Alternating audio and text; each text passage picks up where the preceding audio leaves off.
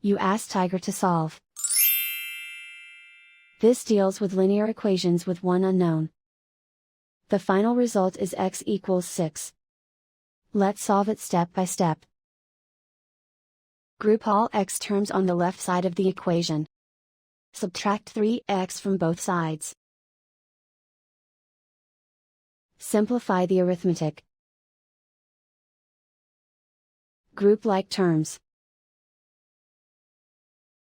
Simplify the arithmetic.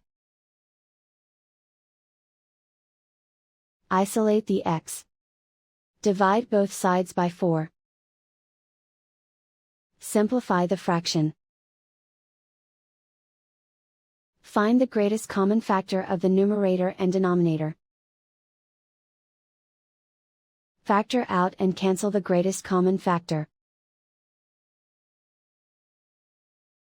And so the final result is x equals 6.